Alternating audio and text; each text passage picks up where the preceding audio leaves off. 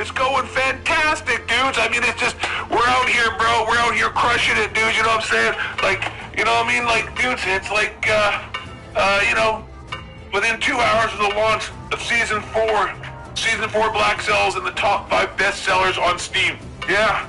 What I tell you, man, what I tell everybody, the Call of Duty community is filled with fucking morons, dude. What you see on Twitter and what you see online really isn't an accurate representation of Call of Duty. It isn't. No one even plays Call of Duty on Steam, and yet it's a number 5 top. It's 3. It's 4th. It's actually 4th, and Modern Warfare Modern Warfare 2 is 3rd right now. It's actually up 4 spots.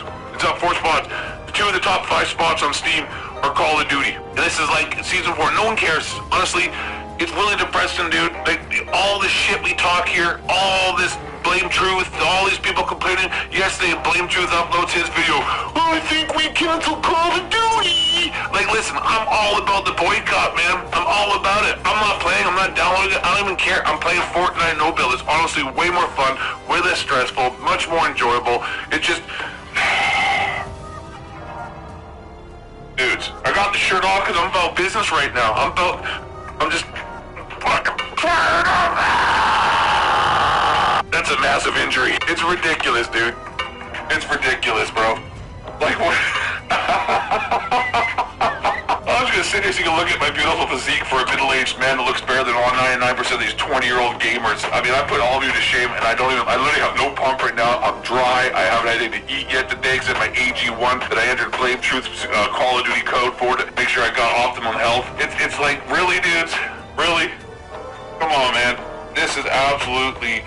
Like, I don't even know what to say, dude. I saw this, I was like, I gotta cut the video on. I gotta cut the video. Like, where do we go from here? Honestly, like, I mean, this is just a heart-to-heart talk. I mean, like, this is not even like a planned video. This is just me with my shirt off, showing off my middle-aged body that looks better than all these dork gamers out here who are young and supposed to be in the prime shape of their lives. It's like, Jesus H. Christ on a rubber crutch, boys. It's nothing's gonna change. I want to say Modern Warfare 3 is gonna come out. Like I said, I have been right since the beginning. I'm all about the boycott. Like, when all that stupid gaming stuff was going down, you know, whatever. But like, when it's a cultural thing, you know, when it starts to get political and starts to actually go against my ideology, then I'm gonna actually fight against it. But it's like, it's fruitless, man. It's totally like the myth of Sisyphus. We're just pushing up a rock, up a hill, to have it float back down again, and we're not going anywhere, dudes. We're not going anywhere. Nowhere at all. I'm also just sit here and do push-ups, man, because that's going to have as much effect on this Call of Duty, this franchise, Activision, as me complaining about it. I mean, I'll just do this. I'll just do this all day. Just take it. Maybe I should do some push-ups, get a little pump, and then really show you guys what it's about. Oh my God, dude. But like, Blame Truth making videos yesterday. Oh, you guys, we won. We did something. We did something, guys. We did something. We did it. We did something. And then like, you know, me keeping a real pack in the steel, telling you we didn't do jack and shit because no one listens. Oh yeah, the stock was up. Oh no, it's gonna take a few days for the boycott to work. Yeah, the boycott is working really well, really well. Dude, this franchise is doomed. This community is filled with morons and people like you and me who are, you know, like-minded. Blame Truth, even though he's a 5'4" guy who, you know, couldn't even carry my jockstrap in a suitcase. You know, we're all the same, but we're few and far between, and we're a rarity. And the rest of these guys, you know, nothing's gonna change, dude. Nothing. I don't know where we go from here. I mean, I do know where we go from here. You know, like, expecting Call of Duty to change, not gonna happen. Making fun of everybody in the Call of Duty community and having a good time and just jokes and roasting this game and franchise, why, we'll just stay with that. Why not, right? It's great. But you're actually thinking you're making a movement that's gonna somehow, like, actually stop people from buying games and buying this franchise and supporting it and all that, you know? That ain't gonna happen. It ain't gonna happen, boys. Anyways, thanks for watching the video. I'm the Ghost Debate. Subscribe, smash that like button for overtly undercover, super sexual. You know what I'm saying? Just coming in, fucking jerk.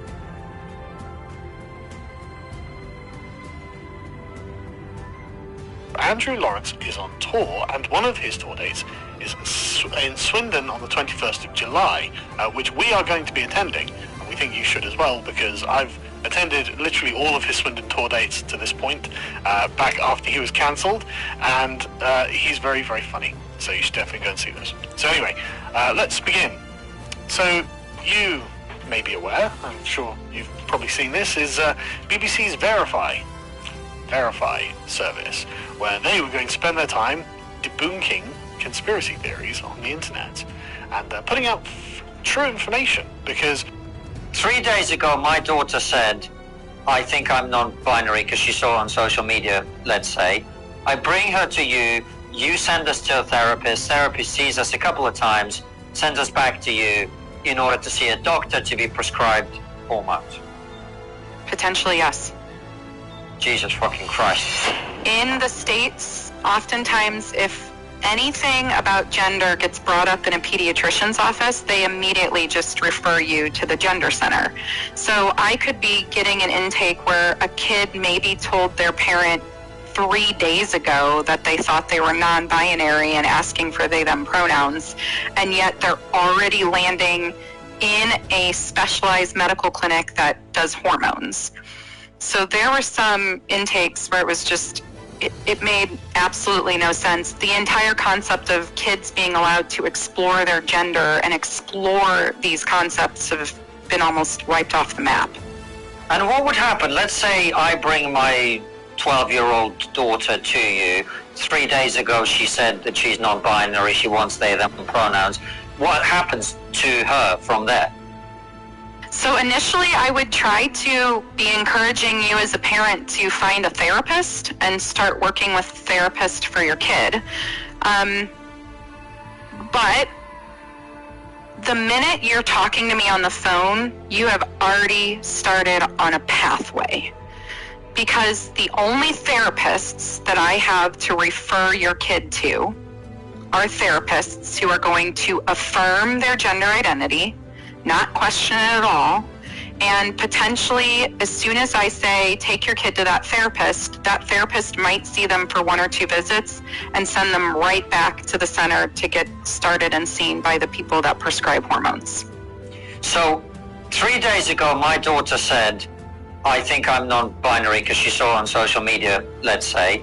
I bring her to you, you send us to a therapist sees us a couple of times, sends us back to you in order to see a doctor to be prescribed hormones. Potentially, yes. Jesus fucking Christ. Sorry for my language, okay? Yeah. So let's look at this. What do we mean by puberty blockers? What do we mean by these drugs? And what are the potential side effects of these drugs? So the puberty blockers we were using were mostly their implants that go into the arm, or their injectables that are used on a monthly or 3-month basis. In our center, you had to be at least in the very initial start of puberty to get a puberty blocker. But one of the things we were starting to see was that some of the kids put on the puberty blockers, mental health was getting worse once they started the blocker.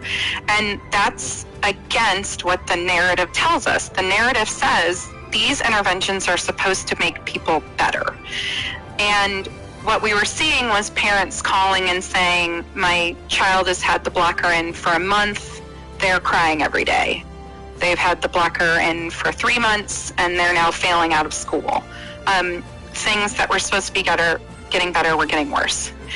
In the center that I worked in, I started there when we were still supposed to be operating under the WPATH guidelines, standard of care 7, which had some age kind of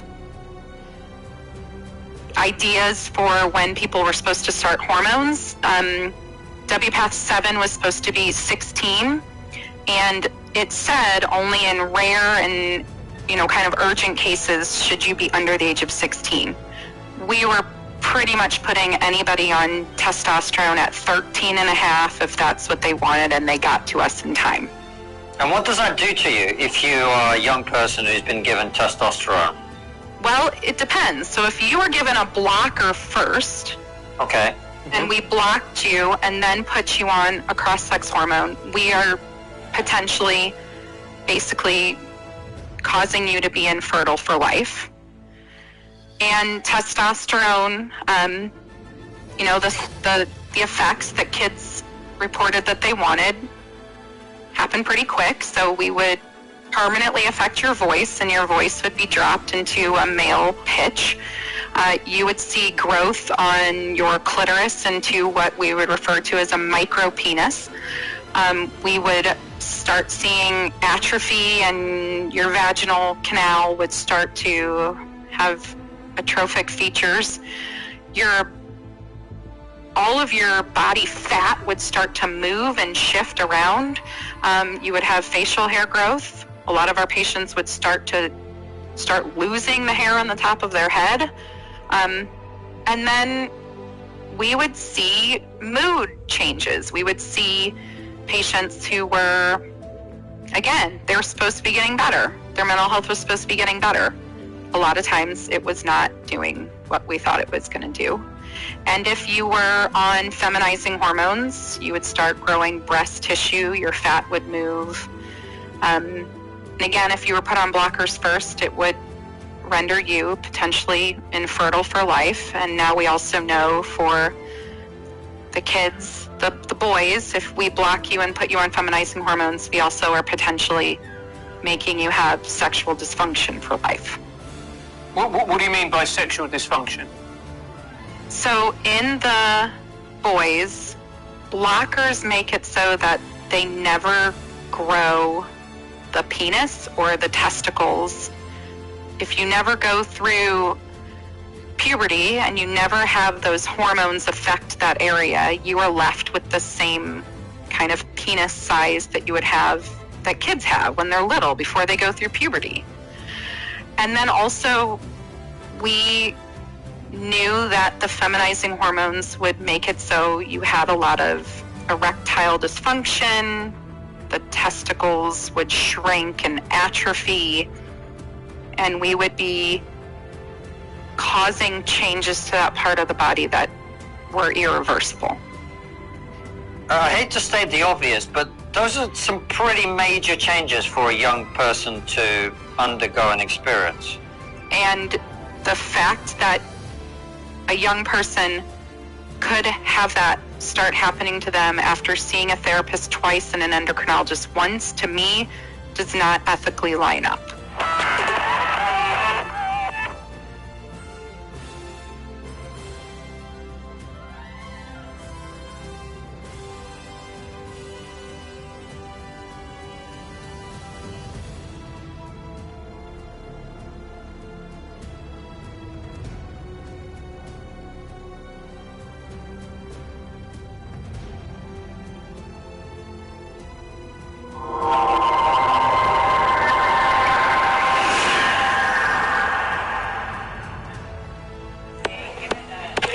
How you guys doing?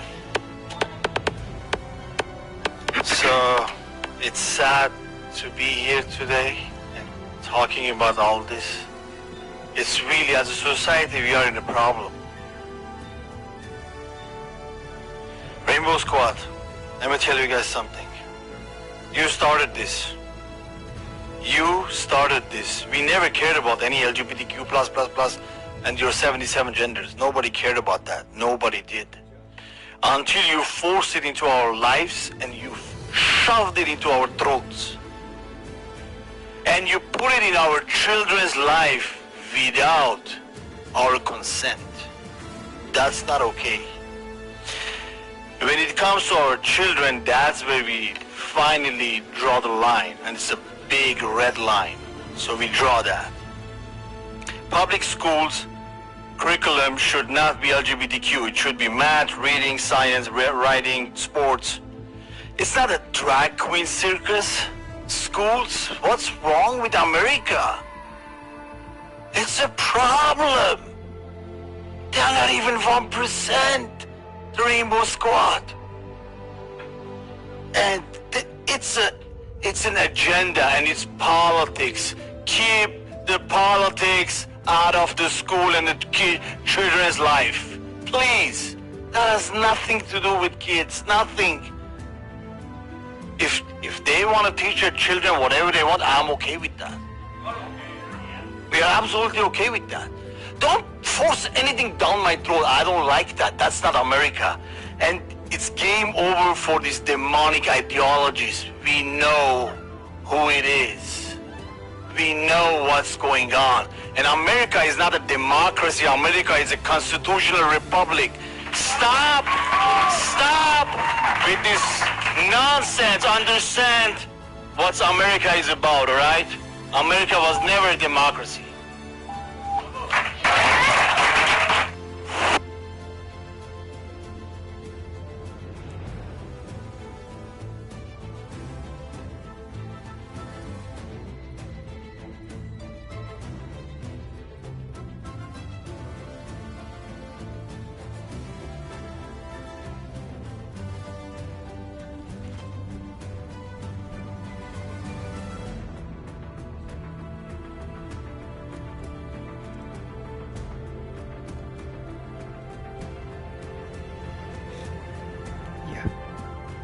That's pretty much what looks like I've been seeing as real humans, as real men. We're getting really fucking fed up.